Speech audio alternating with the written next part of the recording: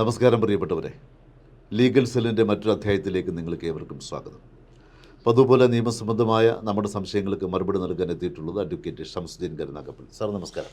Sir, ഇന്ന് കമ്പനിയുമായി ബന്ധപ്പെട്ടൊന്നുണ്ട് കാര്യങ്ങൾ. അതായത് ഇപ്പം നമുക്ക് ഒരു സ്പോൺസറുടെ, ഇപ്പോൾ യു എയിലെ കാര്യമാണ് ഞാൻ ചോദിക്കുന്നത്. സ്പോൺസർ ഇല്ലാതെ തന്നെ നമുക്ക് കമ്പനി തുടങ്ങാനുള്ള ഒരുപാട് സാഹചര്യങ്ങളുണ്ട്. ഇപ്പം ഫ്രീ സോൺസ് ധാരാളമുണ്ട്. പിന്നെ അതുപോലെ തന്നെ സോൾ പ്രൊപ്പറേറ്റർഷിപ്പ് ഉണ്ട്, അല്ലേ? അങ്ങനെ പല സംവിധാനങ്ങളും വന്നു. പക്ഷേ മുമ്പൊക്കെ കമ്പനി തുടങ്ങിയ പലരും ഒരു സ്പോൺസറുടെ കീഴിലാണ് കമ്പനി തുടങ്ങിയിട്ടുള്ളത്. അപ്പോൾ അദ്ദേഹം ശരിക്കും അതിനകത്ത് ഇൻവെസ്റ്റ് ചെയ്തിട്ടുണ്ടാവില്ല. പക്ഷെ നമ്മുടെ സ്പോൺസർ മാത്രമാണ്, നമ്മുടെ അർബാബാണ്. അപ്പോൾ അങ്ങനെ വരുന്ന സാഹചര്യം, ഇപ്പോൾ ഞാനൊരു കമ്പനി തുടങ്ങി, എനിക്കൊരു സ്പോൺസർ ഉണ്ട്. അദ്ദേഹം 5 പൈസ മുടക്കിയിട്ടില്ല, ഞാനാണ് കംപ്ലീറ്റ് കാശ് മുടക്കുന്നത്. കമ്പനി വലുതായി ഫ്ലറിഷ് ചെയ്ത് വരുന്നു. അങ്ങനെ ഇരിക്കുന്ന സാഹചര്യത്തിൽ പ്രശ്നമൊന്നുമില്ല, അദ്ദേഹത്തിൻ്റെ എമൗണ്ട് നമ്മൾ കൊടുത്തുകൊണ്ടിരിക്കുന്നു. പക്ഷേ അദ്ദേഹം മരണപ്പെടുന്നു, ഈ അർബാബ് മരണപ്പെടുന്നു. അങ്ങനെ വന്നാൽ അദ്ദേഹത്തിൻ്റെ അവകാശികൾ ഈ കമ്പനിയുടെ മേൽ അവകാശം സ്ഥാപിക്കാൻ വരില്ലേ? വന്നാൽ നമുക്കിത് എങ്ങനെ പരിഹരിക്കാൻ പറ്റും? തീർച്ചയായിട്ടും അവിടെ ഒട്ടനവധി സംഭവങ്ങൾ അങ്ങനെ ഉണ്ടായിട്ടുണ്ട്. അതിലൊക്കെ കേസുകളും ഉണ്ടായിട്ടുണ്ട്. അപ്പം ശരിക്കും സാറ് പറഞ്ഞത് വണ്ണം നമുക്ക് സ്പോൺസറുടെ സഹായം കൂടാതെ കമ്പനി ഫയൽ ചെയ്യാൻ ഫ്രീ സോണുകളിൽ സാധ്യമായിരുന്നു. അവിടെ ഫ്രീ സോണാണ് സ്പോൺസർ, അല്ലാതെ വ്യക്തികൾ ലോക്കൽ സ്പോൺസറെ ആവശ്യമില്ല. അവർക്കൊന്നും പേടിക്കേണ്ട ആവശ്യമില്ല. അവരുടെ ഇൻവെസ്റ്റ്മെന്റ് ആണ്, കംപ്ലീറ്റ് അവർ തന്നെയാണ് എല്ലാ കാര്യങ്ങളും ചെയ്യുന്നതും. 100% ഓണർഷിപ്പാണ്. അതുപോലെ സാറ് പറഞ്ഞ സോൾ പ്രൊപ്പറേറ്റർഷിപ്പിലും അത് തന്നെയാണ്. പക്ഷെ അതിനകത്ത് ഒരു സ്പോൺസറെ വെക്കും. അതൊരു സർവീസ് ഏജന്റ് എന്നുള്ള ഡെസിഗ്നേഷനിലാണ് വെക്കുന്നത്. അവരുടെ ഇൻവെസ്റ്റ്മെന്റ് ഇല്ല. 100% ഓണർഷിപ്പ് കാണിക്കുന്നത് ഈ എസ്പാർട്ടിയേറ്റിന്റെ തന്നെയാണ് ലൈസൻസിൽ. നേരെ മറിച്ച് മറ്റേ ആളെ കാണിക്കുന്നത് സ്പോൺസർ ഏതെങ്കിലും തരത്തിലുള്ള കാര്യങ്ങൾ ലീഗൽ ഡിപ്പാർട്ട്മെൻറ്റുകളുമായിട്ട് പോയി ബന്ധപ്പെട്ട് ചെയ്യാൻ വേണ്ടി ഉള്ള ഒരു സ്പോൺസറാണ് അതിനകത്ത് വെക്കാറുള്ളത്. എന്നാൽ ഇന്ന് നിയമങ്ങളൊക്കെ ഒരുപാട് മാറി. ഇപ്പം LLC കമ്പനിക്ക് നേരത്തെ 51% സ്പോൺസറും അല്ലെങ്കിൽ ലോക്കൽ പാർട്ട്ണറും ബാക്കി 49% എസ്പാർട്ടിയേഴ്സിനും ആയിരുന്നു നിയമം. ഇപ്പോൾ അത് മാറിക്കൊണ്ട് ഇപ്പം ഈ 51% അദ്ദേഹത്തിന് കൊടുക്കണമെന്നില്ല. സോൾ പ്രൊപ്പറേറ്റർഷിപ്പ് LLC എന്ന് പറയുന്ന തരത്തിൽ തന്നെ കമ്പനിയുടെ ആ രൂപം മാറിയിട്ടുണ്ട്. അപ്പോൾ ഇപ്പോൾ പലരും കമ്പനി ആരംഭിക്കുന്നവർ 100% ഓണർഷിപ്പും അവരുടെ പേരിൽ തന്നെ വെച്ചുകൊണ്ടുള്ള LLC കമ്പനിയാണ്. അപ്പോൾ LLC കമ്പനിക്കാണ് 51 നേരത്തെ നിർബന്ധമായിട്ടും അവർ തന്നെ ആയിരിക്കണം എന്ന നിയമം ഉണ്ടായിരുന്നത്. ഇപ്പോൾ അത് മാറിയിട്ടുണ്ട്. എന്നാൽ ഏതാനും വളരെ ചെറിയ ആക്ടിവിറ്റികൾക്ക്, ചില പ്രത്യേക തരത്തിലുള്ള ആക്ടിവിറ്റികൾക്ക് ഇപ്പോഴും ഈ സ്പോൺസറുടെ ആവശ്യമുണ്ട്. 51% അദ്ദേഹം തന്നെ ആ ഷെയറിൻ്റെ ഹോൾഡ് ചെയ്തിരിക്കണം എന്ന നിയമം നിലവിലുണ്ട്. അത് ചില പ്രത്യേക ആക്ടിവിറ്റികൾ അത് എക്കണോമിക് ഡിപ്പാർട്ട്മെൻറ്റിൽ പ്രത്യേകിച്ച് പ്രസിദ്ധീകരിച്ചിട്ടുണ്ട്. ഏതൊക്കെ തരത്തിലുള്ള ആക്ടിവിറ്റികൾക്കാണ് സ്പോൺസർ അല്ലെങ്കിൽ 51% ലോക്കൽ സ്പോൺസർക്ക് കൊടുക്കേണ്ടത് എന്ന് പറയുന്നുണ്ട്. അപ്പം ബാക്കിയുള്ള എല്ലാ വല്ല കമ്പനികൾക്കും ഇന്ന് ആ 51% അവർക്ക് കൊടുക്കാതെ തന്നെ ചെയ്യാൻ കഴിയും. അതുകൊണ്ട് ആ നിയമം വന്നതിന് ശേഷം പണ്ട് മുതൽ നടന്നു വരുന്ന പല കമ്പനികളുടെയും സ്പോൺസർമാരോട് ഈ എസ്പാർട്ടിയേറ്റ് ഓണേഴ്സ് റിക്വസ്റ്റ് ചെയ്തു, ഇപ്പം ഇങ്ങനെ ഒരു നിയമം ഉണ്ടല്ലോ, അതുകൊണ്ട് ഞങ്ങൾക്കിത് 51% ഒഴിഞ്ഞു തരണം എന്ന് പറഞ്ഞുകൊണ്ട് പല ആളുകളും ഒരു തടസ്സവും പറയാതെ ഒഴിഞ്ഞു കൊടുത്ത് 100% അവരുടെ പേരിലേക്ക് തന്നെ മാറ്റിയിട്ടുണ്ട്. അപ്പോൾ സ്പോൺസർമാർ ഒഴിവായി കൊടുത്തിട്ടുണ്ട്. എന്നാൽ ചില സ്പോൺസർമാരോട് പറയുമ്പോൾ അവർ ഒഴിയത്തില്ല. അവർക്ക് 51% അവരുടേതാണ്. അതുകൊണ്ട് 51%ൻ്റെ വില എത്രയാണോ അത്രയും വില തന്നിട്ട് നിങ്ങൾക്ക് ഷെയർ എഴുതി തരാമെന്ന് പറയുന്ന കേസുകളുണ്ട്. അപ്പോൾ അതൊക്കെ സ്വാഭാവികമായിട്ട് നടക്കുന്നുണ്ട്. ഇപ്പം സാറ് ചോദിച്ച ചോദ്യത്തിനകത്ത് വ്യക്തമായിട്ട് പറയാനുള്ള മറുപടി, ഏതെങ്കിലും ഒരു സ്പോൺസറുടെ പേരിൽ അല്ലെങ്കിൽ ഒരു സ്പോൺസറാണ് ആ കമ്പനിയുടെ പൂർണ്ണമായ ഉടമസ്ഥാവകാശം അദ്ദേഹത്തിൻ്റെ പേരിൽ മാത്രം കൊടുത്തിരിക്കുന്നു. അതായത് ലൈസൻസിൽ അദ്ദേഹത്തിൻ്റെ പേര് മാത്രമേ ഉള്ളൂ. ഈ പണം മുടക്കിയിട്ടുള്ള വിദേശിയുടെ യാതൊരു പേരും ലൈസൻസിൽ എവിടെയില്ല, എങ്ങും തന്നെ പറയുന്നില്ല. അങ്ങനെ വന്നു കഴിഞ്ഞാൽ അത് വളരെ ശ്രദ്ധിക്കേണ്ട ഒരു കാര്യമാണ്. അങ്ങനെ വരുമ്പം ഒരുപക്ഷെ ആ സ്പോൺസർ ജീവിച്ചിരിക്കുന്നിടത്തോളം കാലം അദ്ദേഹത്തിന് മാസം തോറും കൊടുക്കുന്ന സ്പോൺസർഷിപ്പ് ഫീസ്, അറബി പറയും കഫാലത്ത്, ആ കഫാലത്ത് കിട്ടിക്കഴിയുമ്പം അദ്ദേഹം സന്തുഷ്ടനാണ്. അദ്ദേഹം ഈ കമ്പനിയുടെ ഇന്റേണൽ ആക്ടിവിറ്റികളിലേക്കോ എത്ര ലാഭം കിട്ടിയെന്ന് ചോദിക്കാനോ എത്ര നഷ്ടം കിട്ടിയെന്ന് ചോദിക്കാനോ അല്ലെങ്കിൽ ഈ കമ്പനിക്ക് വിറ്റുവരവ് എന്തുണ്ടോ എന്ന് ചോദിക്കാനോ ഒന്നും അദ്ദേഹം വരാറില്ല. അദ്ദേഹം സംതൃപ്തനാണ്. എല്ലാ മാസവും കൃത്യമായിട്ട് ഇന്ന ദിവസം വരുമ്പോൾ അദ്ദേഹത്തിൻ്റെ അക്കൗണ്ടിൽ ആ പണം ഇട്ട് കൊടുക്കുക, അല്ലെങ്കിൽ 6 മാസം കൂടുമ്പോൾ ആ പണം ഇട്ട് കൊടുക്കുക, അല്ലെങ്കിൽ ഒരു വർഷത്തിലാണ് സ്പോൺസർഷിപ്പ് എങ്കിൽ ആ ഓരോ വർഷവും സ്പോൺസർഷിപ്പ് ഫീസ് കൊടുക്കുക. അത് കുടിശ്ശികയില്ലാതെ കൊടുത്തു കഴിഞ്ഞാൽ ഹീസ് വെരി മച്ച് സാറ്റിസ്ഫൈഡ്. അദ്ദേഹം ഒരു ക്വസ്റ്റ്യനും വരത്തില്ല. എന്നാൽ പ്രശ്നം ഉണ്ടാകുന്നത് എപ്പോഴാണ്? അദ്ദേഹം മരണപ്പെട്ടു പോയി കഴിഞ്ഞാൽ ഈ കമ്പനിയുടെ നിലനിൽപ്പ് അവതാളത്തിലാകും. ഇത് ഇതുവരെ നടത്തിക്കൊണ്ട് വന്നതുവണ്ണം ഈ എക്സ്പാട്രിയേറ്റ് ഓണർക്ക് നടത്തിക്കൊണ്ടു പോകാൻ കഴിയാതെ വരും. കാരണം എന്താണ്, ഈ എക്സ്പാട്രിയേറ്റ് ഓണർ ഇതുവരെയും കമ്പനി നടത്തിക്കൊണ്ടു പോയത് ഈ പറഞ്ഞിരിക്കുന്ന ഉടമസ്ഥൻ സ്പോൺസർ കൊടുത്തിരിക്കുന്ന പവർ ഓഫ് അറ്റോർണിയുടെ ബലത്തിലാണ്. അപ്പോൾ അദ്ദേഹം ഒരു പവർ ഓഫ് അറ്റോർണി കൊടുത്തിട്ടുണ്ടായിരുന്നു, എല്ലാ കാര്യങ്ങളും അദ്ദേഹത്തിന് വേണ്ടി ചെയ്യാനുള്ള പവർ ഓഫ് അറ്റോർണി. അത് വെച്ചുകൊണ്ട് ഇദ്ദേഹത്തിന് എല്ലാ കാര്യങ്ങളും സ്പോൺസറുടെ സഹായം കൂടാതെ തന്നെ ചെയ്തു വരാമായിരുന്നു. അപ്പോൾ എല്ലാ വർഷവും ലൈസൻസ് പുതുക്കണം, അതിനും കൊണ്ടുപോയി പൈസ അടയ്ക്കാം, കോൺട്രാക്റ്റിൽ ടെനൻസി കോൺട്രാക്റ്റിൽ ഒപ്പിടണം, അതിനും ഇദ്ദേഹത്തിന് അധികാരം പറയുന്നുണ്ട്. എന്ത് കോൺട്രാക്റ്റിൽ ഒപ്പിടാനും, ബാങ്ക് അക്കൗണ്ട് ഓപ്പൺ ആക്കാനും, ബാങ്ക് അക്കൗണ്ട് ക്ലോസ് ചെയ്യാനും, ബാങ്ക് അക്കൗണ്ടിലെ ട്രാൻസാക്ഷൻസ് മുഴുവൻ നടത്താനും, പണം പിൻവലിക്കാനും, ചെക്ക് ആൻഡ് ക്യാഷ് ചെയ്യാനും, ലോൺ എടുക്കാൻ വരെ അവകാശം കൊടുത്തിട്ടുള്ള സ്പോൺസർമാരുണ്ട്. അപ്പോൾ അങ്ങനെ അവർ എല്ലാ തരത്തിലും ആ പവർ ഓഫ് അറ്റോർണി വെച്ചുകൊണ്ട് എല്ലാ കാര്യങ്ങളും എൻജോയ് ചെയ്ത് വരികയായിരുന്നു. അങ്ങനെ ഇരിക്കുമ്പോഴാണ് ഇദ്ദേഹം മരിച്ചു പോകുന്നത്. അങ്ങനെ മരിച്ചു പോയി കഴിഞ്ഞാൽ ഈ കമ്പനി പിന്നീട് നടത്തിക്കൊണ്ടു പോകാൻ ഇദ്ദേഹത്തിന് തടസ്സം വരും. പല ആളുകളും അതറിയാതെ പവർ ഓഫ് അറ്റോർണി ഉണ്ടല്ലോ, മരിച്ച ആളിൻ്റെ പവർ ഓഫ് അറ്റോർണി എൻ്റെ കയ്യിൽ ഇരിപ്പുണ്ടല്ലോ എന്ന് പറഞ്ഞുകൊണ്ട് കമ്പനി ഇങ്ങനെ നടത്തിക്കൊണ്ട് പോകും. അത് അവസാനം വരുമ്പം ഇദ്ദേഹത്തിൻ്റെ അവകാശികളായിട്ട് വരുന്ന ഭാര്യ, മക്കള് അവരൊക്കെ കൊണ്ടുവന്ന് കേസ് കൊടുക്കുമ്പോൾ ഇദ്ദേഹത്തിൻ്റെ പേരിൽ എന്തെല്ലാം സ്ഥാപനങ്ങളുണ്ടെന്ന് എക്കണോമിക് ഡിപ്പാർട്ട്മെൻറ്റിൽ നിന്നും മറ്റ് ലാൻഡ് ഡിപ്പാർട്ട്മെൻറ്റിൽ നിന്നും മറ്റ് പല അതോറിറ്റിയിൽ നിന്നും കളക്ട് ചെയ്യും. ആ കളക്ട് ചെയ്ത് വരുന്നതെല്ലാം ഇതിനകത്ത് അസറ്റായിട്ട് ഉൾപ്പെടുത്തും. ഈ കൊടുക്കുന്ന കേസ് അവകാശികളെ നിശ്ചയിച്ചുകൊണ്ട് പിന്തുടർച്ചാവകാശത്തിന് വേണ്ടി കൊടുക്കുന്ന കേസുണ്ട്. ആ കേസ് കൊടുത്തേ പറ്റുള്ളൂ. മക്കൾക്കും ഭാര്യയ്ക്കും എല്ലാം കൊടുക്കണം. കാരണം ഈ മരണപ്പെട്ടു പോയ ആളിൻ്റെ സ്വത്തിൻ്റെ പരമാധികാരികൾ അവരാണ്.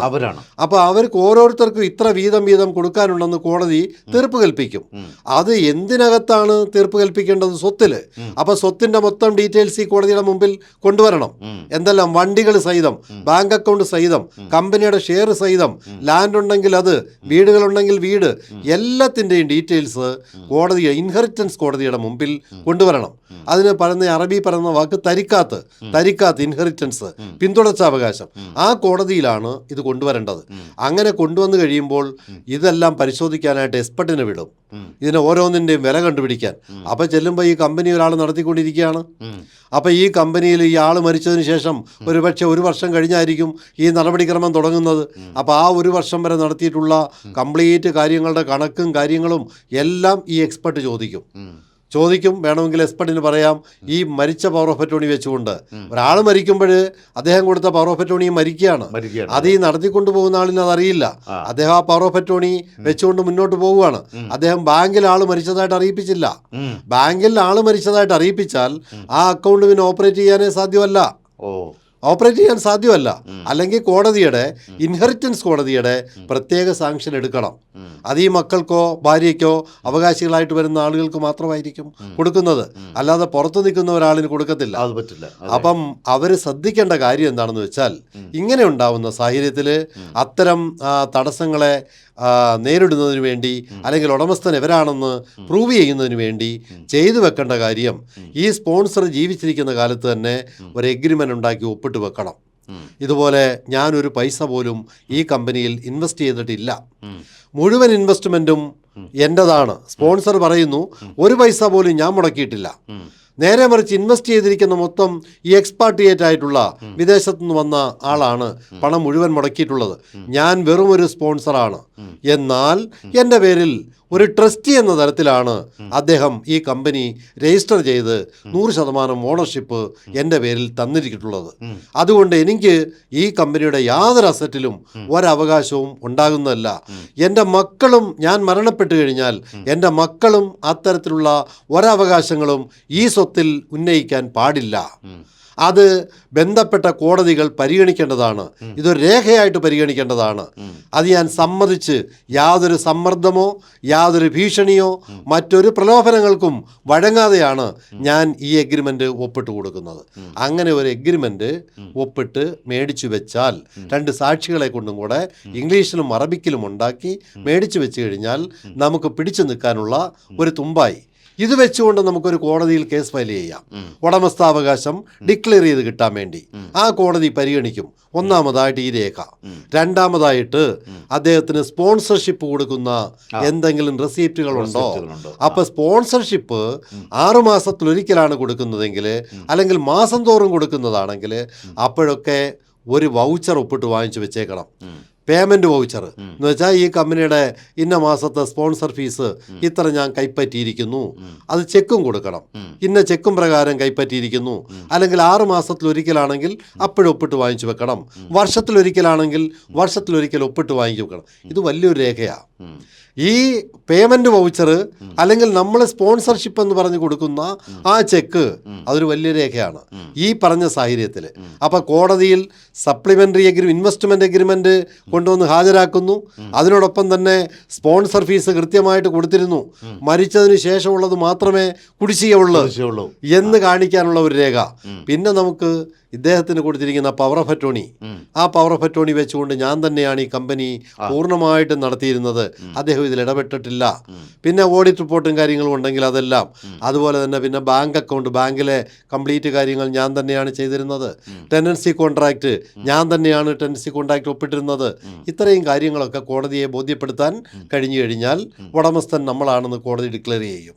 അങ്ങനെ ആ ഉടമസ്ഥാവകാശത്തിൻ്റെ കോടതിയിൽ നിന്ന് ലഭിക്കുന്ന ജഡ്ജ്മെൻറ്റ് വാങ്ങിക്കൊണ്ടുവന്ന് ഇൻഹെറിറ്റൻസ് കോടതിയിൽ ഹാജരാക്കിയാൽ ഇൻഹെറിറ്റൻസ് കോടതി ആ സ്വത്ത് നമ്മുടെ പേരിലേക്ക് മാറ്റിത്തരാൻ ഉത്തരവിടും. ഇതാണ് വേണ്ടത്, ഇതാണ് ചെയ്യുന്നത്. അതിന് ഈ പറഞ്ഞ പോലെ സ്പോൺസറുമായിട്ട് ഭയങ്കര വിശ്വാസമാണ്. ഞാനും അദ്ദേഹവും കൂടെ എല്ലാ ദിവസവും ഒന്നിച്ചു പോയിരുന്നു ഭക്ഷണം കഴിക്കും. ഞങ്ങൾ തമ്മിൽ പറയാത്ത രഹസ്യങ്ങളില്ല. ഇതൊന്നും പറഞ്ഞാൽ നാളെ നിൽക്കത്തില്ല. നാളെ കോടതി പോകുമ്പം എന്ത് രേഖയാണ് നിങ്ങളുടെ കയ്യിലുള്ളത്? ഈ ചോദ്യമാണ് വരുന്നത്. അപ്പൊ അതുകൊണ്ട് ഈ നല്ലവണ്ണം ഫുഡ് കഴിച്ചുകൊണ്ടിരിക്കുന്ന സമയത്ത് തന്നെ ഒപ്പിട്ട് വാങ്ങിച്ചു വെച്ചോളാം. പക്ഷെ അങ്ങനെ അവർ ഒപ്പിട്ട് കൊടുക്കും ഇത്തരത്തിലൊരു? അല്ല സാർ, ആദ്യമേ തന്നെയാണെങ്കിൽ ചെയ്യും. കാരണം ഒരു കമ്പനി തുടങ്ങുന്നു, അദ്ദേഹത്തിന്റെ പേരിൽ തുടങ്ങുന്നു, അദ്ദേഹം ഒരു പൈസയും മുടക്കിയിട്ടില്ല. മുടക്കുന്ന മുഴുവൻ ഇദ്ദേഹമാണ്. നാളെ ഒരു ട്രേഡിംഗ് കമ്പനിയൊക്കെ ആണെങ്കിൽ വളർന്ന് പന്തലിച്ച് എത്രയോ വലിയ രീതിയിലേക്ക് അത് വലിയ മില്യൺസിന്റെ ആസ്തിയുള്ള കമ്പനിയായിട്ട് പോകാം. അപ്പൊ അത് വിശ്വസിച്ചേൽപ്പിക്കുമ്പം തക്കതായ രേഖകൾ ഒപ്പിച്ച് കൈവച്ചിരിക്കണം. അതെല്ലാം എവരാണ് അതിന് ഉടമസ്ഥനെന്ന് കാണിക്കാൻ സഹായിക്കുന്ന രേഖകളെല്ലാം ഒപ്പിട്ട് വാങ്ങിച്ചു വെച്ചിരിക്കണം. അല്ലെങ്കിൽ നമ്മുടെ സ്വന്തം പേരിൽ കമ്പനി എവിടെയാണെന്ന് വെച്ചാൽ ആരംഭിക്കണം. അതാണ് വേണ്ടത്. അപ്പോൾ എന്തായാലും പണ്ട് കാലത്ത് മുൻപ് തുടങ്ങിയ കമ്പനികൾക്കാണ് ഈ സ്പോൺസർ നിർബന്ധം. പലപ്പോഴും പല കേസുകളും ഇപ്പോൾ വരുന്നു. അപ്പോൾ പണ്ട് കമ്പനി സ്റ്റാർട്ട് ചെയ്ത പലരും ഇപ്പം നല്ല രൂപത്തിലേക്ക് എത്തിയ പലരും സ്പോൺസറിൻ്റെ പേരിലാണ് സംഗതി ഇരിക്കുന്നതെങ്കിൽ ഒന്ന് ശ്രദ്ധിക്കുന്നത് നന്നായിരിക്കും. തീർച്ചയായിട്ടും. ഒരു മരണം സംഭവിച്ചാൽ മാത്രമാണ് ഇതിങ്ങനെ വരുന്നത്. അല്ലാതെ ചില സ്പോൺസർമാർ നല്ല ബന്ധത്തിൽ പ്രശ്നമുണ്ടാവും. ചില സ്പോൺസർമാർ കമ്പനി വളർന്ന് വലുതായി കഴിയുമ്പോഴത്തേക്ക് വന്ന് കസേര കയറി ഇരിക്കും സാർ. അവർ പറയും ഇനിയിപ്പോൾ എൻ്റെ 51 അല്ലെങ്കിൽ എൻ്റെ എത്ര ശതമാനം ഉണ്ടെന്ന് വെച്ചാൽ എൻ്റെ ഷെയറൊക്കെ എൻ്റെതാണ്, നിന്റെ കമ്പനിയല്ല, പൊയ്ക്കോളാൻ പറഞ്ഞ് എത്രയോ കേസ് നമ്മൾ കോടതിയിൽ കൊടുത്തിട്ടുണ്ട്. അതെ. പക്ഷേ ഇത്തരത്തിലുള്ള കേസ് കൂടുതലും മറ്റ് അറബ് രാജ്യങ്ങളിലെ യുഎഇയിൽ വളരെ കുറവാണ്. രാജ്യങ്ങളിൽ ഇത്തരത്തിൽ കേസ് നമ്മൾ ഒരുപാട് കേട്ടിട്ടുണ്ട്. എല്ലാവർക്കും സാർ ഈ പറഞ്ഞത് ആപ്ലിക്കബിൾ ആണോ? നമ്മൾ ഈ പറഞ്ഞ പോലെ രേഖ ഉണ്ടാക്കി വെക്കണം സാർ, അത്യാവശ്യമാണ്. ഇത് വളരെ അത്യാവശ്യമായിട്ട് ചെയ്യണം. അപ്പോൾ ഇനിയും ഇപ്പോൾ യുഎഇയിലുള്ളവർക്ക് ചിലപ്പോൾ ഇത് അത്രത്തോളം ബാധകമല്ലായിരിക്കാം. ഇത് മറ്റു രാജ്യങ്ങളിൽ നിന്നാണ് നമുക്ക് ഈ സംശയങ്ങൾ കൂടുതൽ വരുന്നത്. എല്ലാവരും ഇത്തരത്തിലുള്ള രേഖ ഉണ്ടാക്കി വെക്കുന്നത് നന്നായിരിക്കും. തീർച്ചയായിട്ടും അല്ലേ? തീർച്ചയായും. നമ്മൾ അറബി അല്ലെങ്കിൽ സ്പോൺസറുമായിട്ടുള്ള നമ്മുടെ ഒരു സൗഹൃദം നമുക്കൊരു പരിധിവരെ കാണുള്ളൂ. അത് പിന്നെ ഒരു അവസരത്തിൽ നമുക്ക് അതുകൊണ്ട് പ്രയോജനം ഉണ്ടാവില്ല. അല്ല, എല്ലാ രേഖകളും എല്ലാം നമ്മൾ എന്ത് ഇടപാട്, സാമ്പത്തിക ഇടപാടുകൾ അച്ഛനും മകനും നടത്തിയാൽ പോലും അത് രേഖയിലാക്കണമെന്നാണ് എല്ലായിടവും പറഞ്ഞിട്ടുള്ളത്. ഖുറാനിൽ പോലും പറഞ്ഞിട്ടുള്ളത് അതാണ്. എല്ലാത്തിനും രേഖ വേണം. രേഖയില്ലാതെ പോയാൽ നാളെ അത് എന്തെങ്കിലുമൊക്കെ ഡിസ്പ്യൂട്ടിൽ എത്തിച്ചേരും. അതുകൊണ്ട് വ്യക്തമായ രേഖ ഉണ്ടാക്കി വെക്കുന്നുണ്ടാകാം, സംശയങ്ങൾ ഉണ്ടാവാം. ഉണ്ടാകാം.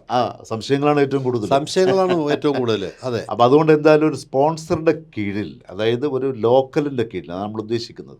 ഒരു ലോക്കൽ സ്പോൺസർഡ് സ്വദേശി പൗരന്മാരുടെ പേരിൽ നമ്മളിപ്പോൾ കമ്പനി തുടങ്ങിക്കഴിഞ്ഞാൽ ഇത്തരത്തിലുള്ള നൂലാമാലകൾ ഭാവിയിൽ ഉണ്ടാകാനുള്ള സാധ്യതയുണ്ട്.